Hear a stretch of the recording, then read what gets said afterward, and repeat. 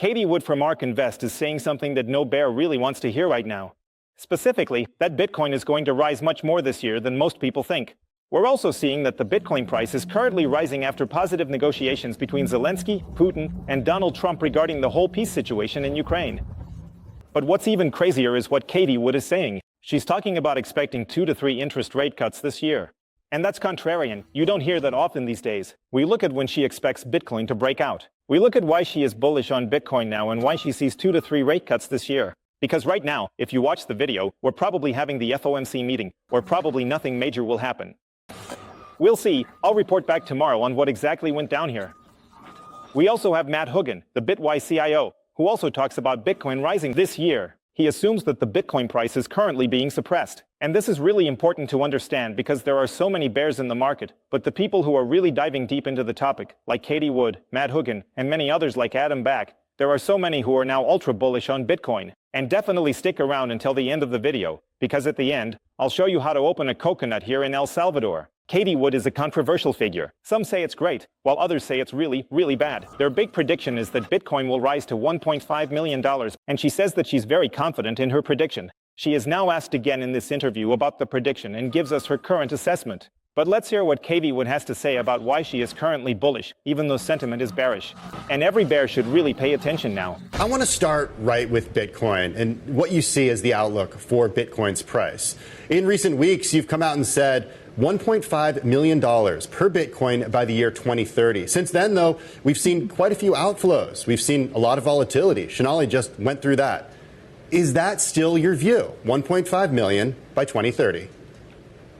Yes, it is our view. I think right now we're in a risk-off period generally. And if you've been watching Bitcoin, it's almost been a leader in terms of risk on, risk off. So I think that's what we're seeing. If you look at our on-chain analytics, what you will see is that we are in the middle of, we're a little bit more than halfway through a 4-year cycle.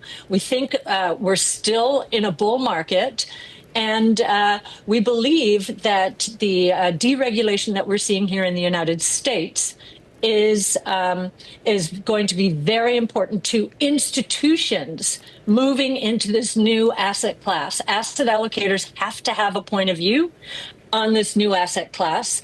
And we think by putting it in portfolios, risk-adjusted returns for the entire portfolio will go up.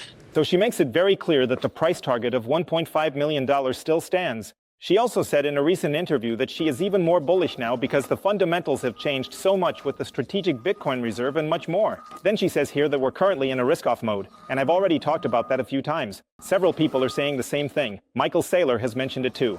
Different folks are currently assuming that we're in a risk-off mode, or at least that's the general consensus. That means Bitcoin is going to shoot back up massively. That's also the statement from Cathie Wood. As soon as the sentiment changes here, as soon as we shift into a risk-on sentiment, which has to do with tariffs, the money supply, and the central bank, we'll get into that shortly. Cathie Wood has a really interesting take on interest rates and central banks, and then Bitcoin will be the leader here. So, Cathie Wood says that in the past, Bitcoin has always been the leader when it comes to switching sentiment, whether it's from risk-on to risk-off or from risk-off to risk-on. And when the money taps are turned on, when confidence returns with the tariffs and all that, Bitcoin is going to surge ahead first. It won't be Bitcoin chasing after the gold price anymore. Instead, the gold price will likely be chasing after Bitcoin. She believes that half of the cycle is now over, but we're still in a bull market. I mean, it's pretty obvious. We're not in a bear market, but in a bull market. And she also mentions regulation, which she considers to be very, very important because there's been a significant push for pro-Bitcoin regulations here in the US, and the whole shotpoint operation is now a thing of the past. The entire anti-crypto army and all that is over. And then she says something very, very important. Every asset allocator, so every big hedge fund, every asset manager, and so on, needs a small Bitcoin allocation because it simply boosts the risk-adjusted returns.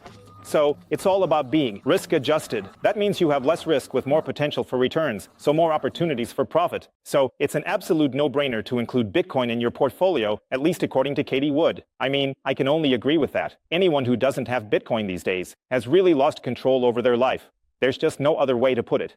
And now we get to the really exciting insights when it comes to central bank policy. And Cathie Wood actually has a few different insights compared to the market because right now, the market is only expecting one rate cut. Some even say there won't be any cuts at all. But Cathie Wood is super bullish about this, and she explains why.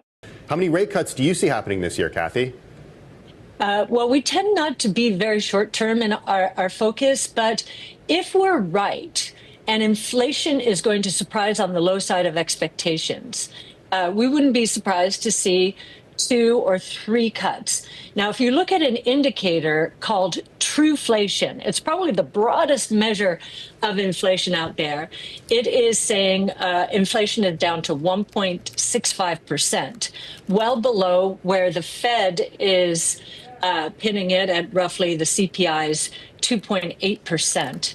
And we believe that the combination of actually food prices have started coming down, even egg prices have started to collapse, as a matter of fact. Gasoline prices are coming down. We're seeing some rent prices coming down. So we think inflation is going to surprise on the low side of expectations for those reasons, and because innovation is inherently deflationary. And our 5 innovation platforms are all driving different kinds of deflation, good deflation, which will cause unit growth, but deflation nonetheless. So we think the Fed is going to have many more degrees of freedom in the second half of this year than most people think. We could see more than the number I just suggested, 2 to 3 cuts. So she's clearly making 2 or 3 rate cuts. But she wouldn't be surprised if we see even more than 2 or 3 rate cuts this year. And that's a view that you hear from very, very few people. But she also justifies it very, very well. She's almost suggesting that a deflationary shock would be too much. But Cathie Wood is expecting a deflationary shock in the long run. That's what she's addressing with innovation, because innovation is so deflationary. He recently talked to Larry Fink about how, although he doesn't see inflation declining in the next 6 to 9 months, he does see a deflationary shock coming in the long term. And Cathie Wood says here, no, we will not see higher inflation in the next 6 to 9 months, but we will see declining inflation in the next 6 to 9 months, and, in addition, in the long term it will potentially lead to a deflationary shock.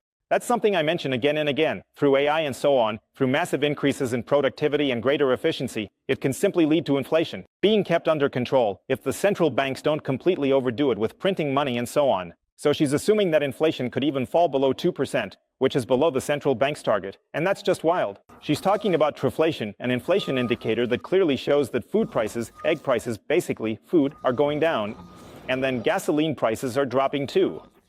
Just to clarify, when she says gas, she means fuel, not natural gas.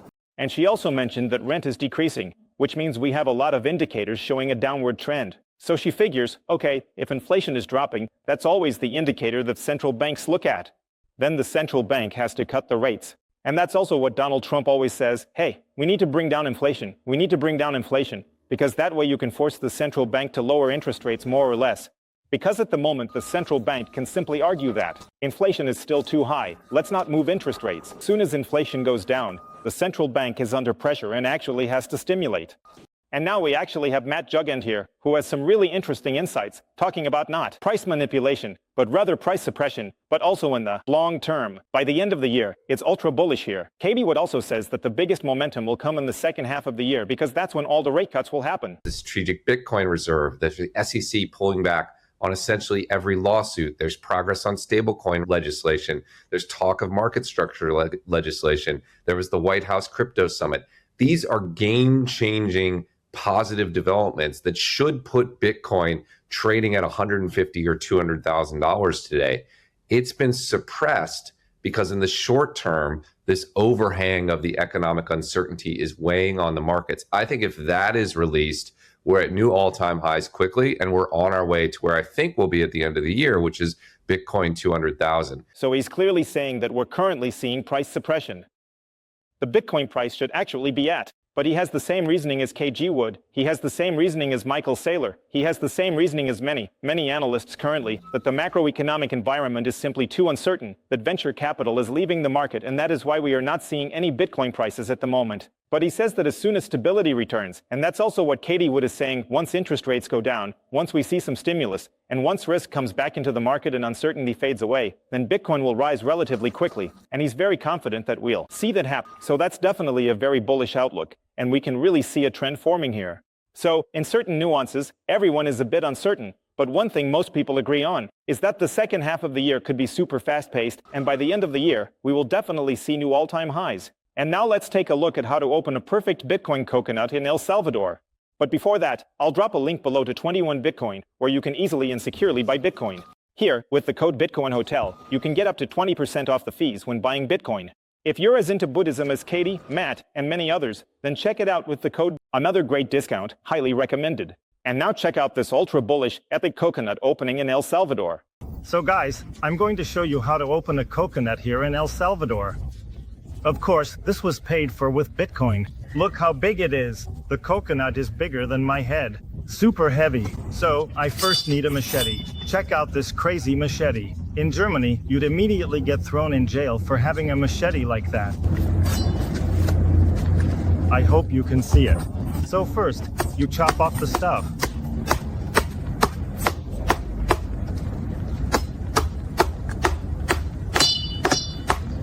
Now I have this special technique. I'm gonna chopping here once, and then here once.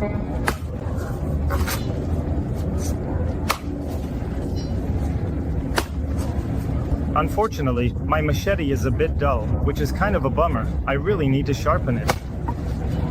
But now you can see, you can go in here. Just wait. Now you can go in here, and then you just open this thing up. Now it's open, there's a hole in it. And now I can take the stuff out. I'll take the bowl here, so you can see it.